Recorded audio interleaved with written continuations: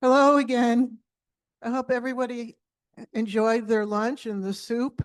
It's the first time I've had this soup. Um, we're thrilled to have Rabbi Marc Raphael join us today. I understood it took a lot of coaxing on Jerry's part to get him to come, but we're grateful to Jerry and to Rabbi Marc.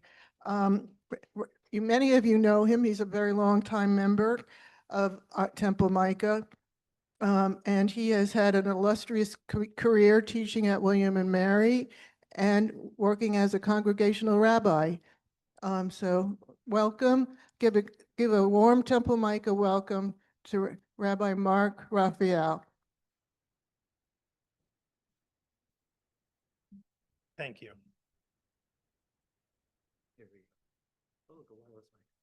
Yeah. We don't want anything yet. Correct. Good morning. Good afternoon. We're going to be doing Bible for a while. In fact, for the whole time that I'm up here. And let me say something about the Bible, which might be something you haven't thought of in the way in which I'm going to. I will try.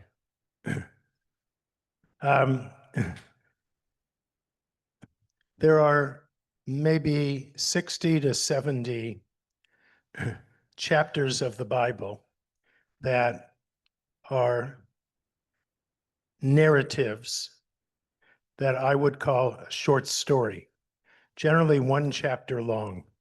They range from, and some of them are multiple chapters. Let's just go kind of through the Bible. Adam and Eve, Cain and Abel, I'm trying to pick ones of people you've heard of. Noah, the Tower of Babel, lots of Abraham narratives, Isaac, Jacob, 14 chapters of Joseph narratives, each one pretty much, each chapter a little short story in and of itself. In the book of Judges, one chapter after another is a little story.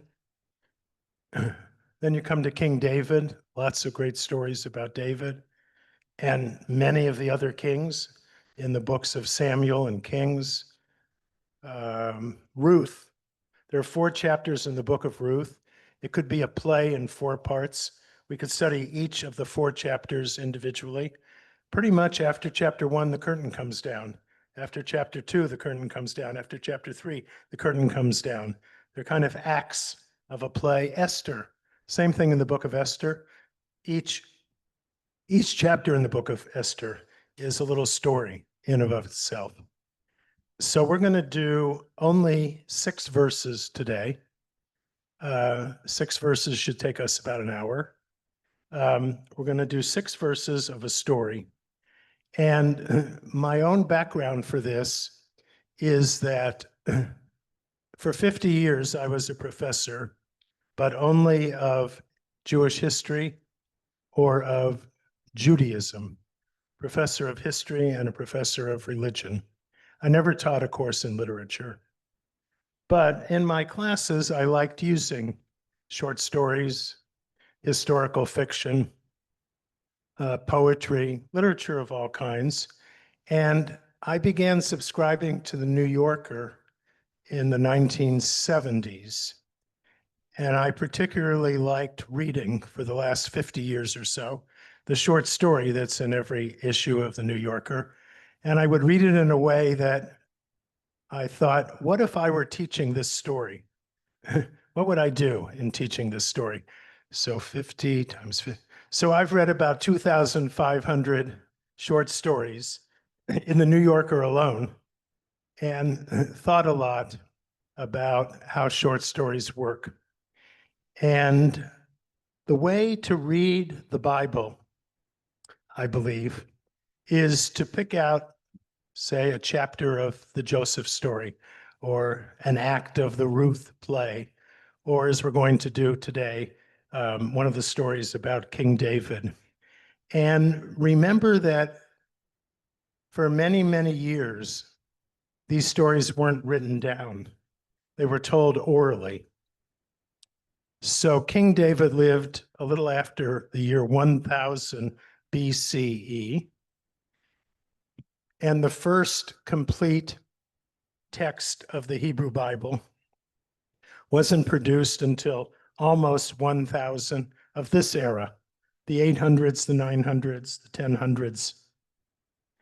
So that's 2000 years after the events took place. Just imagine, I don't know, some novel that you're familiar with, The Great Gatsby, and there wasn't a written copy of it. Somebody just talked about the novel, and then somebody kind of remembered that whole talk, and they gave it.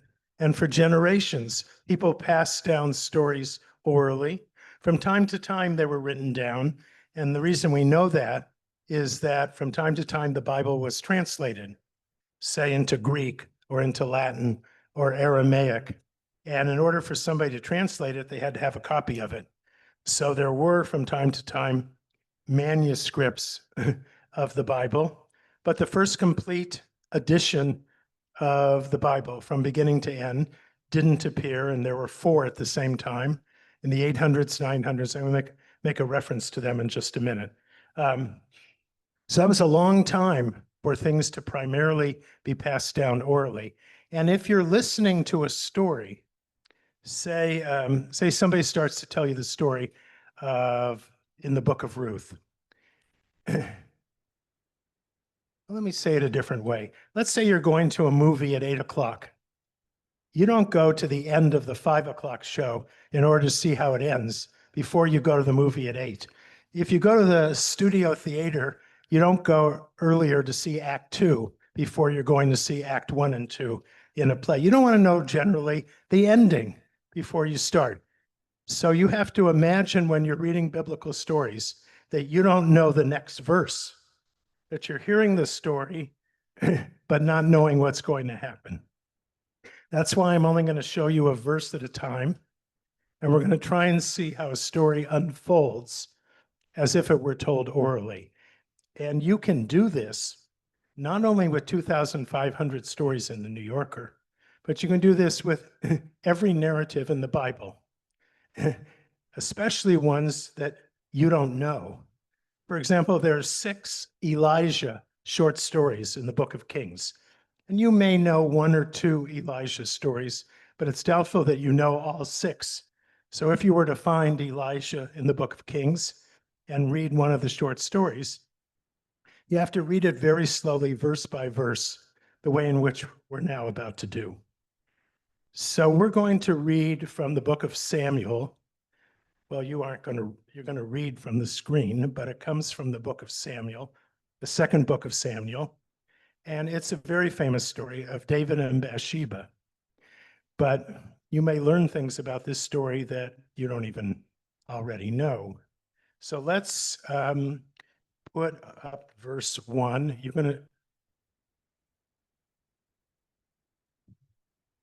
Now, verse 1 of any story, or verse 1, let's talk about novels for a minute. It was the best of times, it was the worst of times. Where does that come from? Okay. Every happy family is alike. Every unhappy family is unique in its unhappiness. Tolstoy, what novel? Oh, terrific. Is he allowed to answer? Is that cheating? Oh, here's an easy one. Now, this isn't to the exact words, but it's a truth universally acknowledged that a single man with a lot of money, let's do it in the ironic way, has a lot of trouble finding a wife. Pride and Prejudice. All right, here's a really hard one. I was born a girl in Detroit in 1960.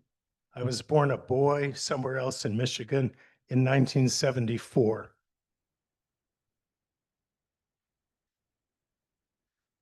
Well, that's not the title of the novel or the author. Huh? Someone said it. Middlesex, Jeffrey Eugenides. So the opening sentence of so many novels is what's going to unfold. And it's the same thing in short stories. So we're going to look at 6 verses in chapter 11 of the second book of Samuel, the very famous David and Bathsheba story. If my associate can get it onto the screen. There we go. Okay, so this is verse 1 of the story.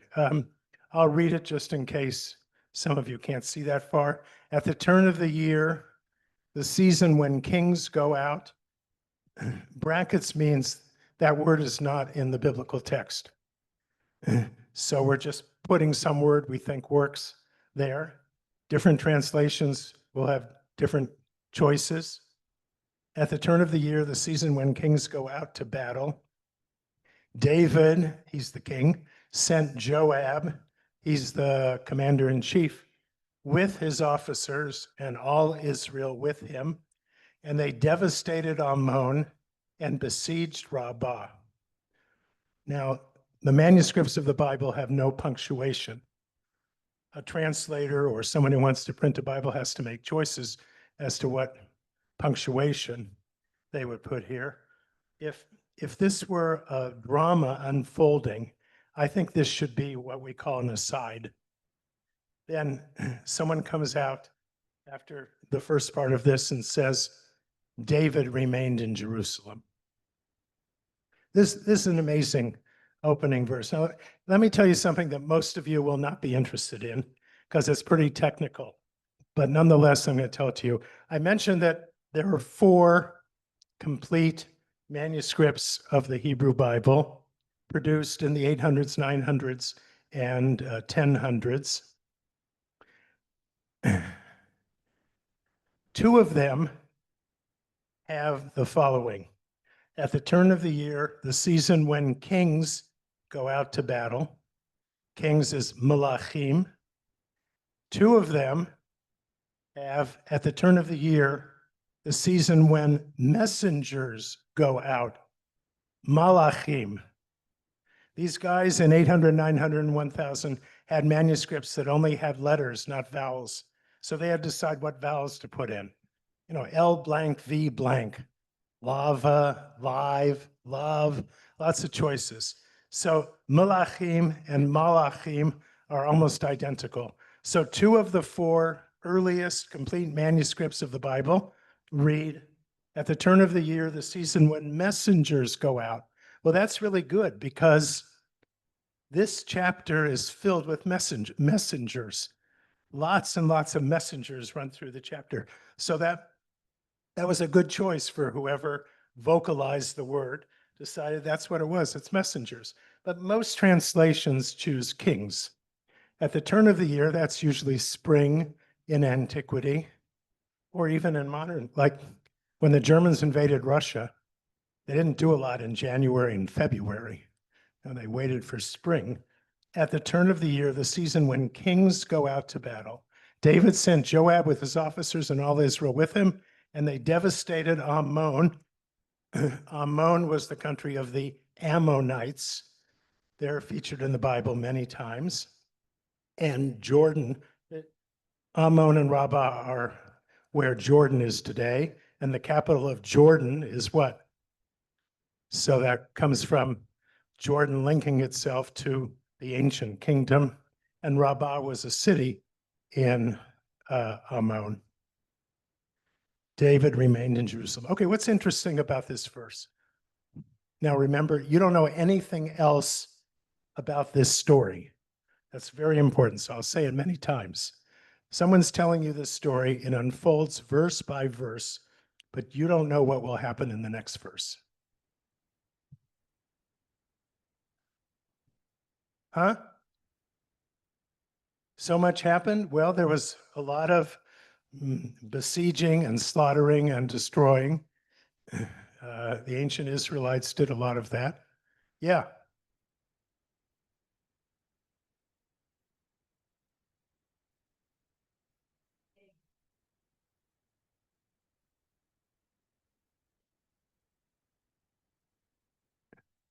Exactamento. That is one of the problems. David's 63. He started going out in the spring devastating this place and that place at the age of 27. He's been doing it for 45 years, and now he's getting old. And Joab and his commanders are out there having all this fun. And then that's why I mentioned this as a side. Tell this story, and then they say, by the way, David had to stay home. And notice, all Israel went with him. For you Hebrew scholars, that's Kol Yisrael, all Israel. Now we know that all Israel didn't go with Joab, like David didn't go with Joab, and the messengers in this chapter didn't go with Joab, and the women didn't go with Joab, and the children didn't go with Joab. We don't know what all Israel, but what it means here is everybody was out there doing this except one guy, David. Even if there's not quite all 100% of whatever group you want to pick going out there. Okay, so I think we have to set off this David remained in Jerusalem, and what will happen in the rest of the chapter has everything to do with David not being out there as he was for 45 years, David being stuck in the palace in Jerusalem. Anything else you notice in this opening sentence that you think might be interesting? I mean, everything in this chapter flows from that aside at the end. David was stuck in Jerusalem. Yeah.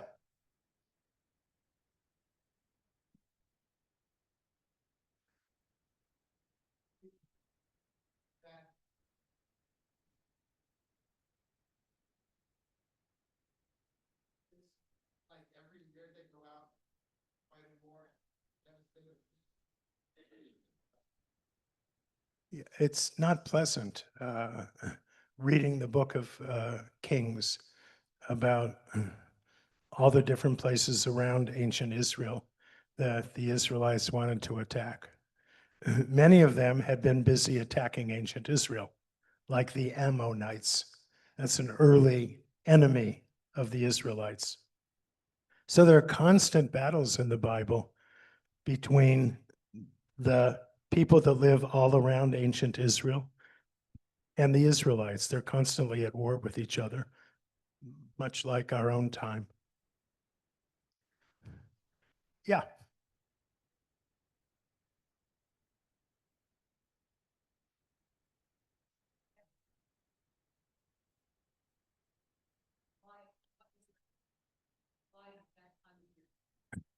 That's really interesting. Things began in biblical times in the spring. New growth. So even though there wasn't a winter like there would have been in Russia in 1942,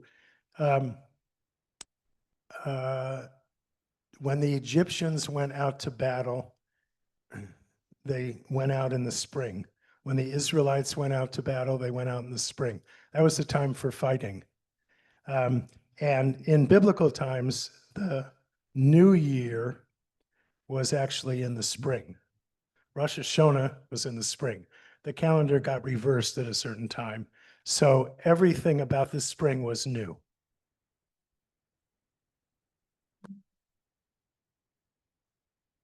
That was a good question. Yes. I don't know whether we can.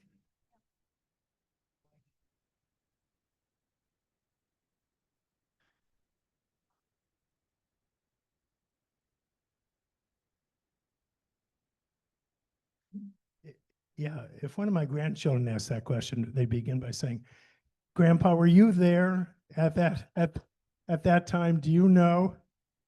So good idea.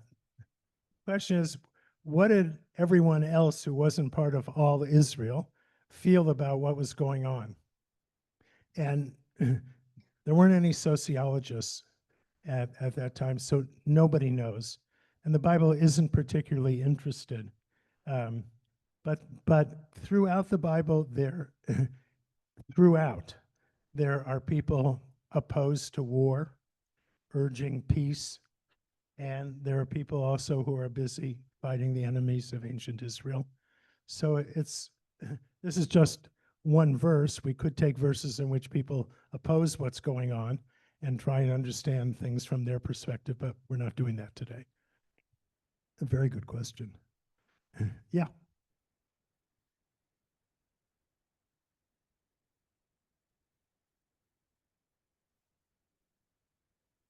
They being the narrator of this story, the one telling this story, seems to suggest that Joab and the soldiers are doing really well, right?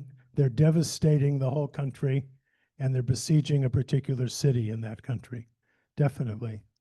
This was a time in which the Israelites were on the ascendancy against the Ammonites, their continuous enemy. Yeah.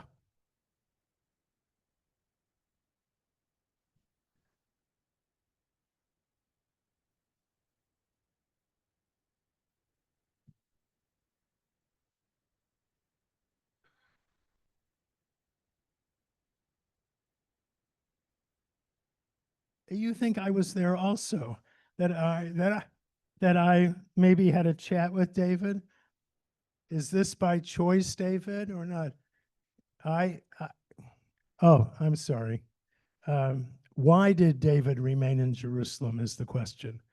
How was David feeling about this situation? That's what's fun about reading a biblical short story, is that we have to fill in everything. I filled in by saying I would read this as an aside. The narrator is telling you this for you to think about that very question. Why is David stuck in Jerusalem, and what is he going to do about it? But the Bible, the biblical narrators are rarely interested in people's feelings about things. That's a very modern interest that writers of fiction have. Well, when I say fiction, maybe that's a bad word because you'll think that I'm saying this is all made up. We don't know. Actually, we don't even know if there was a King David. We're going to bring you each a mic when you want to speak, okay? Okay. Yeah. Over here. Well, oh, okay. Hold on, Mr. Oh, Bourne. There's someone over there with a microphone. Okay, no, I think maybe you just answered this. In a normal narrative, the point would be that when it said David remained in Jerusalem, the narrative arc would be that would make the reader turn the page or listen to see why he remained in Jerusalem. So the answer would be, if you read this, normally you'd be going, oh, let me turn the page and see why he remained in Jerusalem. Great.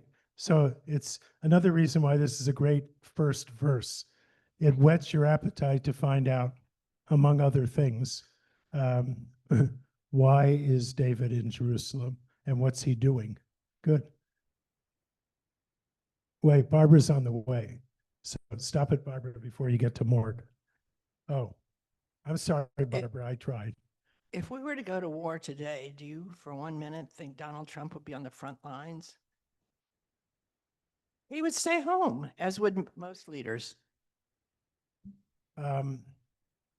Well, it's not really a good strategy because he hasn't been leading the military for many. He went to military school, and played Army as a kid. But David had been the commander in chief of the military for years before this narrative. So he must have felt, we assume, some disappointment in not being able to do what he had been doing for decades. Yep. But he's going to find another activity. So this is a comment, not a question. The author of this particular verse specifically names Joab. And if we read the story further, we'll find out more about Joab. I mean, I think that part of the story, besides David, is Joab. He's really an important person. Of course, the author could have said, the turn of the year, David sent out the armed forces to do battle with Ammon. But he very specifically puts the name of Joab into the story. Yes, and if we were to do the entire chapter, this entire story, Joab has a very important role to play. But we're only going to do 6 verses, so we're going to leave Joab behind. But Joab's very important. In fact, later on in the chapter, Joab decides to play a trick on King David.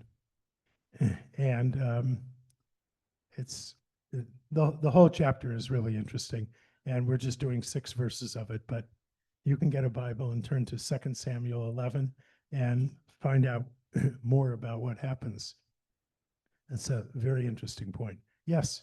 You mentioned all of Israel. You mentioned all of Israel, and in the spring is normally when you do planting. Who was staying behind to do the planting and manage the flocks of animals? Is that, You see, the Bible just isn't interested in the small things that a novelist today might be interested. Here's one. When God says to Abraham, take your son Isaac and kill him, and Abraham says, Hineni, ready to go, they go off for 3 days. Now, the Bible isn't interested in what hotel did they stay at in the first night? What do they have for breakfast one day? Those kinds of things that a novelist today would describe in detail.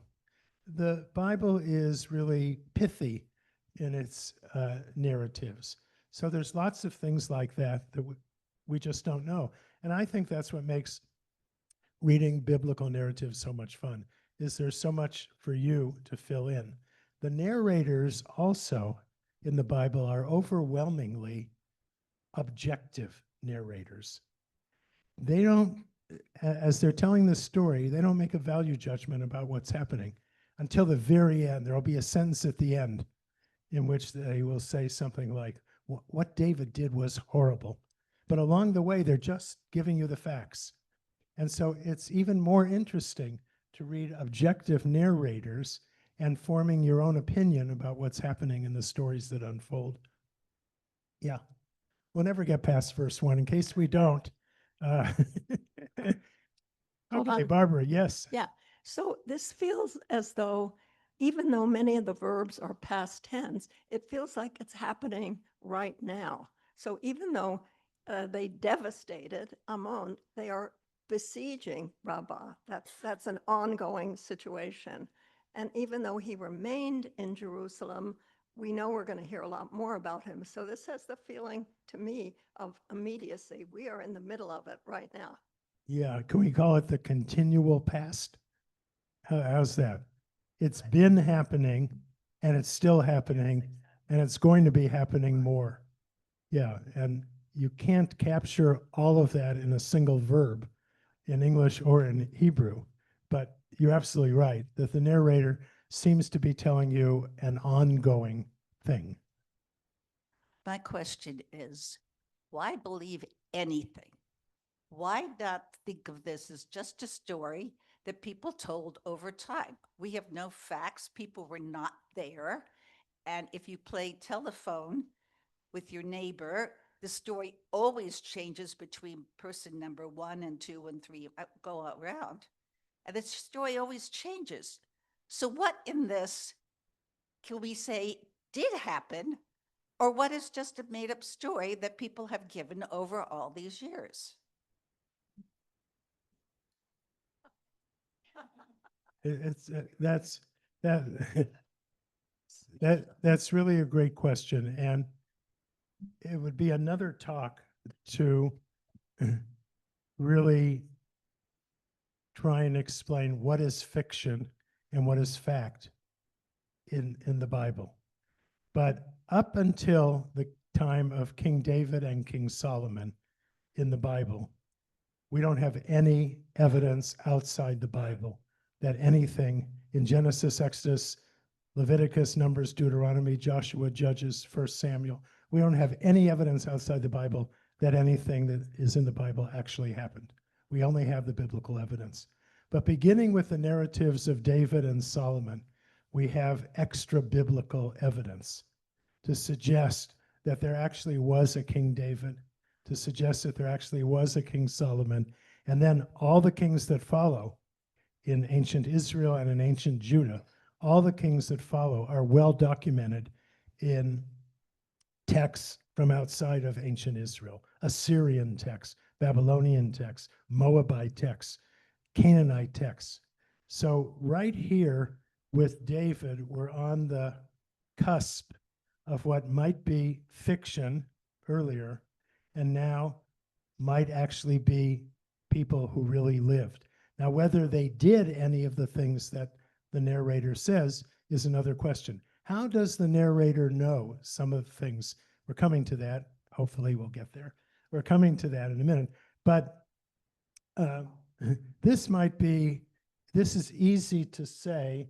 The narrator didn't have to be there to have heard that a story was passed down about a period in which David could no longer go out to fight. They were fighting the Ammonites. David was in Jerusalem. There's nothing here to reject as possibly what actually happened with King David. But we have no evidence that any particular narrative about King David took place, only evidence that those people that are identified in the Bible, beginning with David, actually lived. So it's a very complicated question of biblical history. Mark? Yeah. This verse has just been plucked, okay?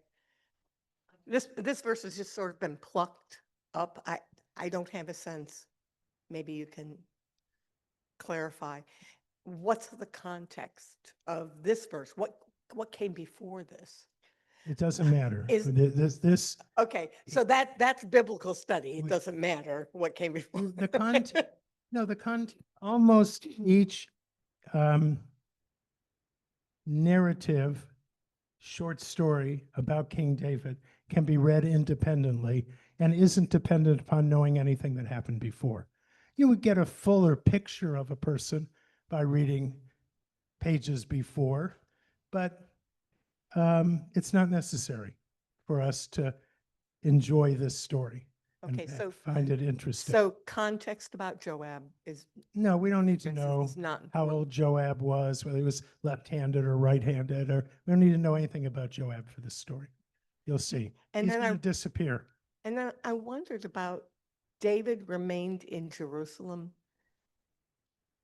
Is it possible that he remained in Jerusalem because these wars were not important, that Joab could handle it, instead of that he was, I- will we find that out later? No, I mean, the narrator is not interested in telling you that, and so we can only guess. Maybe David said to Joab, you don't need me, Joab. You can do it yourself this time. I'm going to stay home. All of this is possible. That's why even to do 6 verses in an hour is a challenge. The biblical stories are so much fun because each succeeding verse opens up more questions for you. And with a novelist today, you can just turn the page and go on to the next thing. You don't stop constantly saying, why didn't the novelist tell me this or that? With the Bible, there's so many questions we want to ask about every verse. I think that makes it great fun to look at a biblical short story. I'm going to be so dangerous now as to go to a second verse. Okay. Late one afternoon, David rose from his rocker. That's my translation of that word. David rose from his rocker and strolled on the roof of the royal palace. And from the roof, he saw a woman bathing. The woman was very beautiful. What a great verse. Okay. Now, let me ask somebody who I know and has some fame as an artist, Professor Kraut. If you were painting this, right? You've got the royal palace and he's up on the roof. Okay. But now what I want to know is, where do you think this woman is bathing? What would you do if you had to put the bathtub in a painting with the king on the roof of the palace, Perhaps in a lake nearby. bathing in a lake? There's a lake near The palace. the palace in Jerusalem. That's great. But the palace, you'd have to, of course, he might have had a telescope, but you'd have So to he have might a had palace. binoculars. The palace would have to be right on the edge of the lake, wouldn't it? To see a woman bathing. And how would he decide that she was very beautiful, do you think? She stepped out of the lake and he saw her in the hole? Completely subjective. He Okay, so liked what he saw. you like, okay. So one possibility is a palace on the edge of a lake. Okay? Yeah.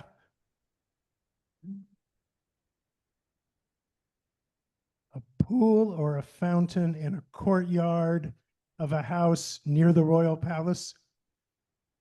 Next door, someone's living next door to the royal palace. She's in a pool without embarrassing you. Do you think she had clothes on when she was in this pool? She was bathing the way we might get into a bathtub without any clothes on. Okay. In a bathhouse. Okay. That's where people went in Jerusalem to take a bath, into the bathhouse. And the bathhouse was open to the royal palace. So if you were in the bathhouse, most people like some privacy, but I guess there were tubs in the bathhouse that looked out on the royal palace, and someone on the roof could look down and see someone bathing. Yeah. Oh, so she also is on a roof of a nearby residence. Does she have a bathtub up on the roof? Okay. I guess from there's so much rain in Jerusalem, just fills up the bathtub all the time. So she's in a bathtub with water on the roof of a nearby building, and he sees her and notices, with or without clothes on, that she's very beautiful. Am I summing up, which is okay? Yeah, we're good.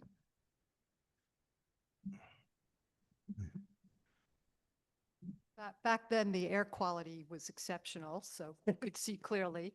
And she maybe knew that he sat there and she positioned herself purposely for him. Oh, wow. This is great. This is great. So the tradition that many people have that David was a voyeur is actually not correct. Bathsheba is an exhibitionist. She took off her clothes, took a bath, wants to be seen by someone on the roof of the royal palace. Yeah, I love that. Okay. And here, a lot of people were criticizing King David over the years for lusting after women like Bathsheba, when actually Bathsheba was trying to get his attention, undressed, getting out of the tub, and facing King David. Oh, both ways. A little bit of voyeur, a little bit of exhibitionist. Okay, good. Yeah. I'm thinking that the palace may have been fairly large, and it had a variety of spaces, and he was actually looking inside the palace, and there was a woman bathing somewhere in a courtyard or something inside the palace. Oh, but if you're on the roof, you can't see inside the palace underneath you. You have to be looking out. There's no way on the roof. You're going to fall over from the roof, aren't you? If you lean over to see inside on the third floor, makes more. The palace jutted out, but still, if I lean over the roof, I'm in trouble to try and See, see I'm- someone in the bathtub. I'm thinking in my apartment, I'm in Quebec House. We have a roof. You can see into the other apartments below you diagonally. I mean, there's Oh, the building is, a You know. geometrically shaped. And I can see into other apartments when I'm in front or in back. I'm not, but I could from the roof, I guess. okay, so it doesn't seem likely that this woman lives in the royal palace. In fact, I would say that's just impossible from what will unfold. But we don't know. We're only on verse 2. So who knows? But to try and picture this is not easy. To figure out exactly where this woman is, to what extent she wants to be seen, to what extent David wants to see women taking a bath in the afternoon. It's important for us to know that she was very beautiful, because apparently David isn't interested in women who aren't very beautiful. Something to do in your free time. Go to your computer when you're home and Google David and Bathsheba in European art. It's endless, the number of paintings that just take this verse and try and figure it out. I was looking with Philip earlier. There's a Netherlandish painter, Hans Memling, at the National Gallery. I was telling him that they call him Netherlandish. It's just a funny word. Flemish, okay, but Netherland. Anyway, Hans Memling painted in the late 1400s. And one of his paintings, it's not the National Gallery, it's in Europe. One of his paintings is called Bathsheba at the Bath. You see a frontal view of Bathsheba without her clothes on. And behind her is her assistant holding a towel around her back, okay? So you see the front of Bathsheba. I think medieval museums were probably only for men. And there they could enjoy seeing naked women in one painting after another. So you're looking at this woman. She has a towel in the back. Then there's a wall behind her of some building. And then way up in the corner of Memling's painting is the royal palace. And little guy is up there on the roof, David, without a telescope, looking down. At most, he can see the towel that's behind Bathsheba. It's a silly interpretation of this, because he must have seen more of Bathsheba than the towel. But it's fun to do, to look at all the painters who have tried to represent this story. So it's not clear to what extent this woman wants to be seen. It's not clear to what extent David spends the afternoon looking for women from one side of the royal palace or another. There's a lot of open questions in this. If we continue to explore it, we'll never get to verse 3. But you can see here that it's open to lots of interpretation of the extent to which it's voyeurism versus exhibitionism. So, the so might be, so because he saw a beautiful woman, the king sent someone to make inquiries about the woman. He reported, quote, "She is Bathsheba, daughter of Eliam and wife of Uriah," it's important, "the Hittite. She has a father who's an Israel. She's Jewish on her father's side, and she's married to a non-Jew, a Hittite. And the Hittite were mercenaries that Israelites hired to fight their battles. So the Hittites are besieging Ammon and Rabbah together with Israelites. Now, the biblical manuscripts don't have punctuation. So a translator today has to put in quotation marks, but it's pretty reliable. It says he reported, so we have direct discourse here. How does the narrator of this story know what the messenger told David about Bathsheba? Was the narrator there in the royal palace? Probably not. So what's going on with this direct discourse in the middle of a narrative about David and Bathsheba? Well, it's the omnipotent narrator. So the narrator knows, yeah, an omniscient, omnipotent narrator. What genre of literature would we describe this as if we were reading a novel about David and Bathsheba and suddenly there's direct discourse throughout the novel? David's talking, Bathsheba's talking. What would we call this? Historical fiction. Good historical fiction, which surely you've read, makes you believe that maybe the people did say what the novelist says they're saying. If you're really good at direct discourse and you're a novelist or short story writer, you can convince the reader that maybe this is what they said. So maybe the messenger came back and gave David this information. Now, what's of significance here? He reports, of all the things he might have said about the woman, she has a Jewish dad and a non-Jewish husband. Who cares? Why would the messenger think David would be the least interested in her genealogy or her current situation? Well, wouldn't you like to tell the king that this is a married woman? If the king sends you to make inquiries and you forgot to say, oh, by the way, she's married, that would seem like a big omission. It seems like an important fact that the messenger would think David would want to know. What else? That's something about that she's married to a Hittite. What about announcing to David that her dad is Jewish? Technically, he's an Israelite, but those were what became Jews. Yeah. Well, I was just going to say, I mean, I don't know the answer to this. So I'm asking you, like, wouldn't the tradition of when you ask about a woman, her identification is with her husband and with her father?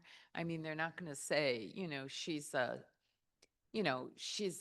teacher of 5-year-olds, or she's the village seamstress. I mean, they always identify women in terms of their relationship to men, right? Or, I mean, not any man, but the husband or the father. I completely agree that throughout history, that seems to be a couple of the most important facts that you want to know. Who's your dad and who's your husband? And you might think that David might want to know about her mother, but that didn't seem to be throughout as important as knowing something about the father. So it's definitely common to make inquiries about, so who's your dad and are you married? Let's move on. David sent messengers. Remember that word in the first verse could be kings went out or messengers went out, because there are a lot of messengers in this story. And in fact, not all Israel is fighting the Ammonites, because there are a lot of messengers around also. David sent messengers to fetch her. So hearing what? That she's married to a Hittite and her father is Jewish, David concludes what? She's eligible, right? Maybe she wants to come over for a visit. Which one? It's the fact she's married doesn't deter him, because she's only married to a non-Jew. And she has good lineage. She has a Jewish father. So let's pursue this. Sent messengers to fetch her. She came to him, and now, did she have to come to him? This is a kind of power relationship. If the king invites you to come over, you can't say no, right? I mean, a woman is in an awkward position here. Say the messengers, I don't feel like going over and visiting the king. Why? Huh?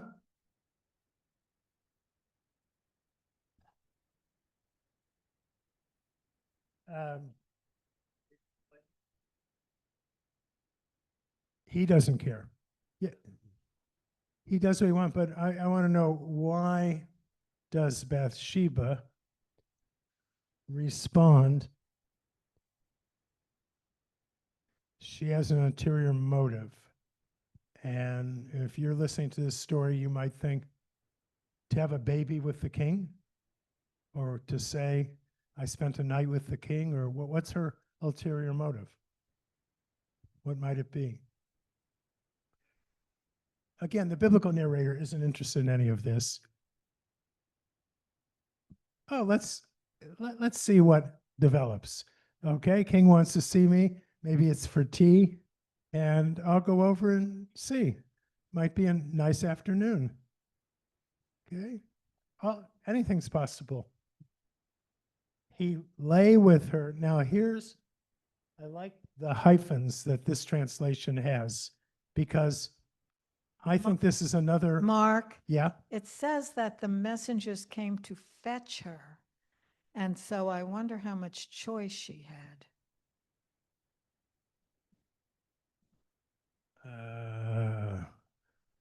in other words, you're suggesting that it was kind of forcible.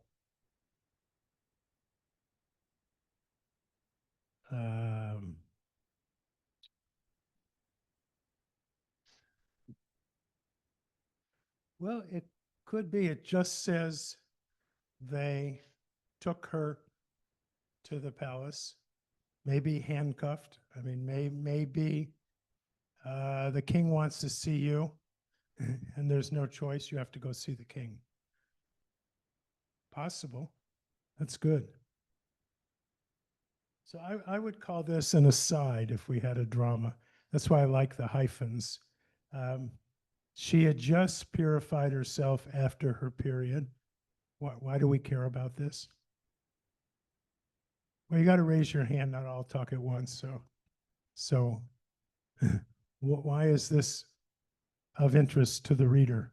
Well, it would indicate she went to the mikveh, which is common if you're an observant Jew, to go to the mikveh when your period is over.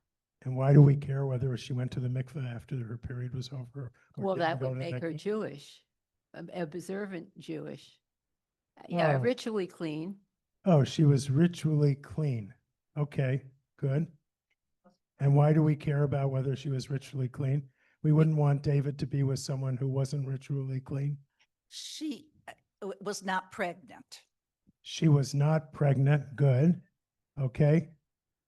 And since it was so soon after her period, it was unlikely she would have become pregnant from laying with the king.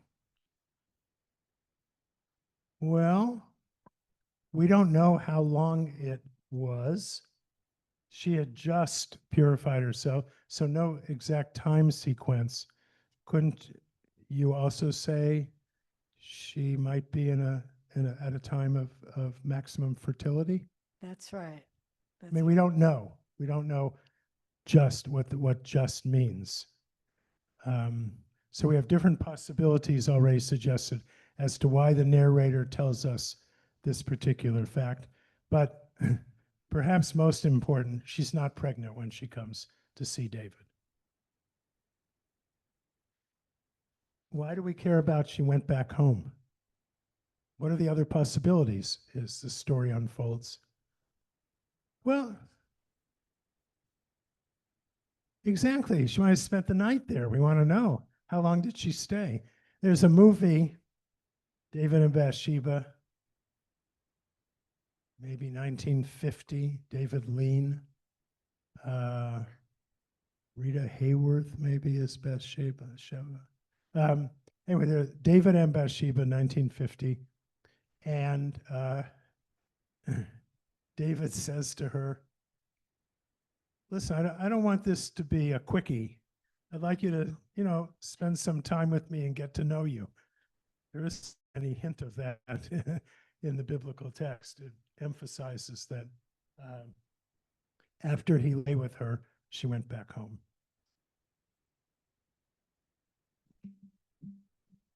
Now the Bible is not interested in time sequence.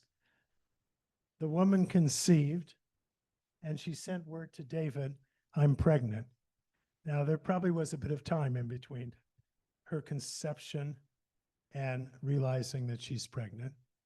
whatever that amount of time is. The Bible just truncates everything minimally, minimal amount of information. Doesn't say like, and a couple months later, she sent word to David, quote, again, the narrator knows what people said in this situation because this is really good historical fiction. You can believe that she might have gone to, she might have sent a messenger to him. I'm pregnant. So where are we at now at the end of verse 5? Okay. David hears that Bathsheba is pregnant.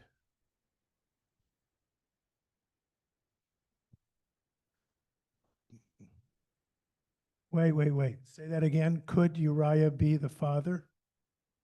Why couldn't Uriah be the father? Maybe he had R&R, maybe a little time off from whomping and besieging and came home for the weekend shortly after Bathsheba visited David, and there's some question about paternity. I mean, we assume David is the father. The narrator doesn't say that.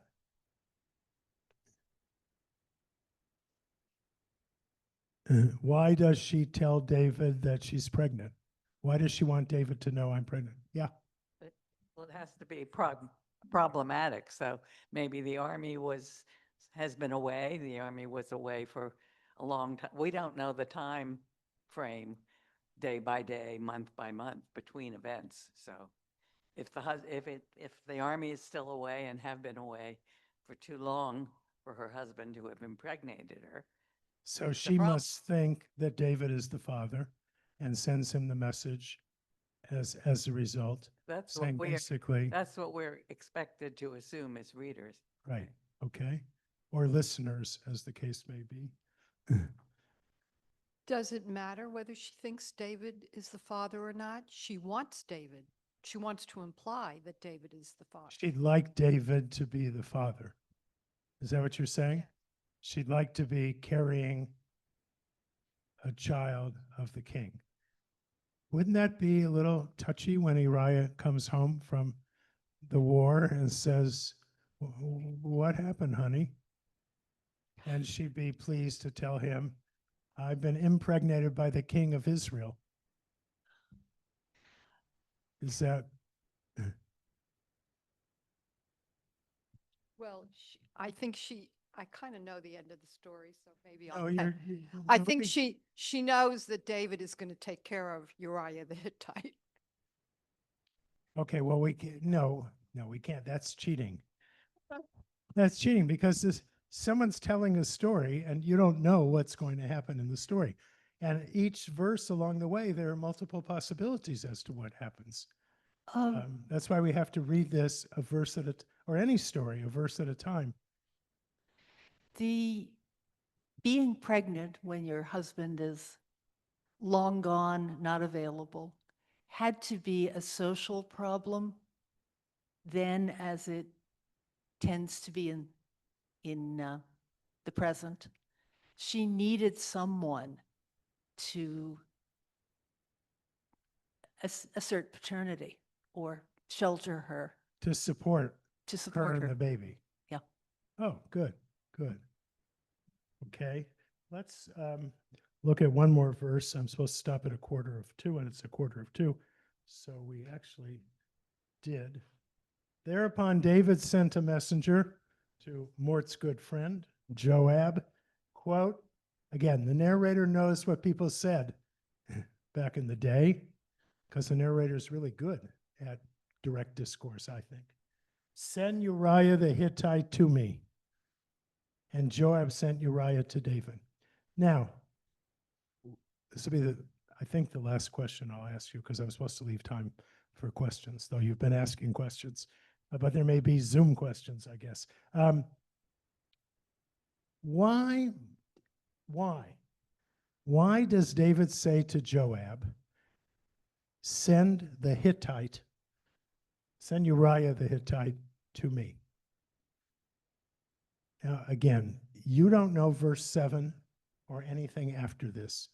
The story is unfolding as if you were there listening to it for the first time. What are the possibilities as to why David wants Uriah to come and see him? Number one, I'm going to kill him. Okay? That's why Putin would ask for somebody, right? I'll poison him. Okay? Anybody that gives me possibility of trouble, I'll get rid of him. Okay? He might want to see Uriah in order to kill him or have him killed. To give him a medal for his valor out in the field? Well, I don't think he knows anything about Uriah's valor in the field, but maybe he wants to give him some kind of reward. Just give him another job.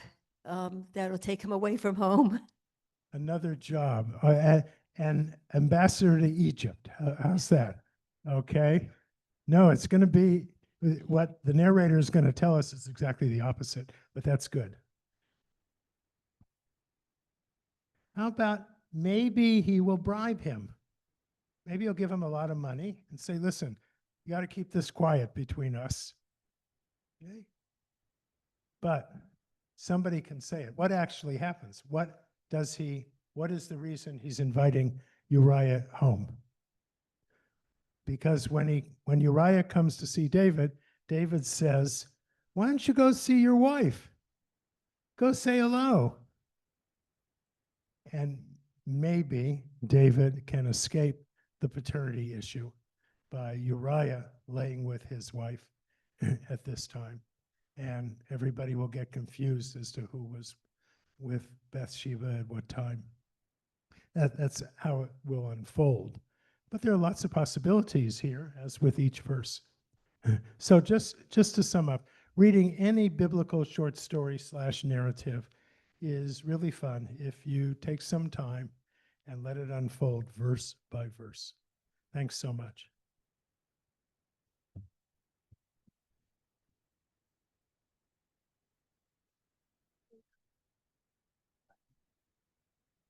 Something to do. Yeah, you're going to do it. Yeah.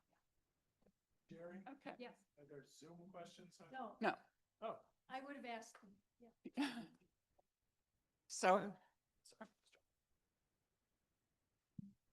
thank you, thank you. That was absolutely fascinating. I'll never be able to read one of these verses again, although I haven't read one in a long time, without thinking about your presentation. So that was really enjoyable.